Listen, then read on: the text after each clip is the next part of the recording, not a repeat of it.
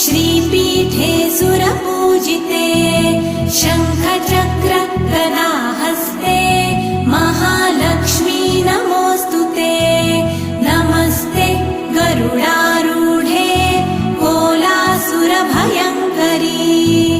सर्वपाप हरे देवी महालक्ष्मी नमोऽस्तुते महादेव्यै च विद्महे विष्णुपत्न्यै च धीमहि तन्नो लक्ष्मी प्रचोदयात्।